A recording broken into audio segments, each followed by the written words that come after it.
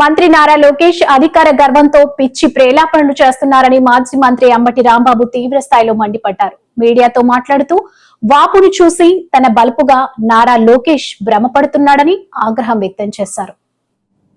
Plants opening సందర్భంగా జరిగినటువంటి బహిరంగ సభలోను అదేవిధంగా ఇవాళ మంగళగిరిలో పట్టాల పంపిణీ కార్యక్రమం ముందు జరిగినటువంటి పత్రికా విలేకరుల సమావేశంలోనూ తన స్థాయికి మించి అంటం కంటే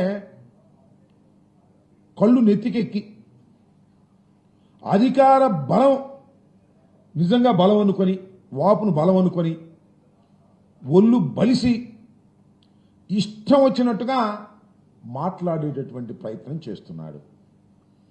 అయ్యా నారా చంద్రబాబు నాయుడు గారి కుమారులు లోకేష్ గారు, వాట్ ఈజ్ యువర్ స్థాయి? మీ స్థాయి ఏంటో ఒకసారి తెలుసుకోండి. మీరు అడ్డదారిలో కౌన్సిల్కి వచ్చారు, మంత్రి అయ్యారు, పంచాయతీరాజ్ శాఖను డీల్ చేశారు. ఎంత అపాస్పాలైందో మంత్రివర్గం, ప్రభుత్వం అందరికీ గుర్తుండే ఉంటుంది. ఆ మంత్రిగా ఉన్నప్పుడే మంగళగిరిలో పోటీ చేశారు, ఘోరంగా ఓడిపోయారు. ఘోరంగా ఓడిపోవటమే కాదు, అసలు తెలుగుదేశం అంత భయంకరంగా ఓడిపోవడానికి నారా లోకేష్ గారు కూడా ఒక కారకులు అనేటువంటి మంచి పేరు తెచ్చుకున్నారు. మళ్ళా తర్వాత మొన్న అప్పుడు 23 మంది గెలిస్తే మీరు ఓడిపోయారు. మొన్న మళ్ళా మంగళగిరిలో నిలబడ్డారు, మంచి మెజార్టీతో గెలిచారు. 164 సీట్లు కూటమికి వస్తే మీరు గెలిచారు, 23 సీట్లు తెలుగుదేశంకి వస్తే మీరు ఓడిపోయారు. దాన్ని బట్టి ఒకసారి యూ క్యాలిక్యులేట్, నీ స్థాయి ఏమిటో ఒకసారి క్యాలిక్యులేట్ చేసుకోమని మనవి చేస్తున్నా. మీరు జగన్మోహన్ రెడ్డి గారి గురించి మాట్లాడతారు. జగన్మోహన్ రెడ్డి గారి గురించి మాట్లాడటమే కాదు, ఇష్టం వచ్చినట్టుగా అన్ని పచ్చి అబద్ధాలు. నీ నాన్నకు మించిన వాడు అయిపోయావు ఆయన నువ్వు అబద్ధాలు చెప్పడంలో, నాకు అర్థం కాల. ఈ CBG Reliance CBG compressed biogas ప్లాంట్లు ఏర్పాటు చేశారు. ఎవరు తీసుకొచ్చారు దీన్ని? మీరే తీసుకొచ్చారా? మీరు తీసుకురాలా. 2024 ఫిబ్రవరి 14న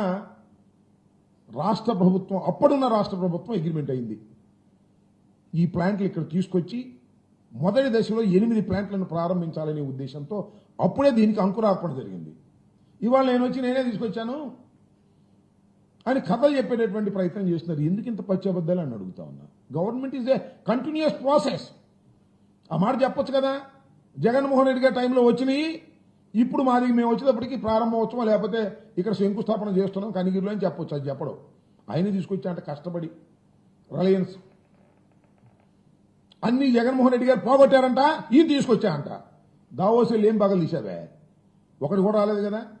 జగన్మోహన్ రెడ్డి గారి టైంలో అయిన వాటినే ఇవాళ మీరు శంకుస్థాపనలు చేస్తూ మమ్మల్ని విమర్శించేటటువంటి కార్యక్రమం చేస్తున్నారు. దీన్నంటూ అడ్డుకుంటున్నారండి. ఎవరు అడ్డుకుంటారో నాకు అర్థం కాలేదు. మీరు తీసుకొచ్చే అభివృద్ధి కార్యక్రమాలను అడ్డుకోవాల్సినటువంటి అవసరమే లేదు. అసలు మీరు ఏమైనా తీసుకొస్తే కదా అడ్డుకోవడానికి. అడ్డుకున్న వాళ్ళందరినీ రెడ్ బుక్లో ఎక్కిచ్చేస్తాట. ఇలాంటి మాటలు మాట్లాడుతున్నారు, పిచ్చి మాటలు మాట్లాడేటువంటి ప్రయత్నం చేస్తున్నాడు నారా లోకేష్ గారు. ఏంటంటే ఆయన మాట్లాడే మాటలు చాలా దురదృష్టం. 2 సార్లు నిలబడితే ఒకసారి గెలిచాడు. What is your success rate అని అడుగుతా ఉన్నా. లోకేష్ బాబు, నీ సక్సెస్ రేట్ ఏంటి ఆయన? 2 సార్లు నిలబడితే ఒకసారి గెలిచావు. నువ్వు ఎవరి గురించి మాట్లాడుతున్నావు? వైఎస్ జగన్మోహన్ రెడ్డి గురించి మాట్లాడుతున్నావు.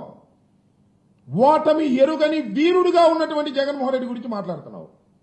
తండ్రి చనిపోయిన తర్వాత పార్టీ పెట్టి పార్టీని సక్సెస్ఫుల్ గా నడిపించుకొని అధికారంలోకి వచ్చినటువంటి జగన్మోహన్ రెడ్డి గారి గురించి మాట్లాడుతున్నావు.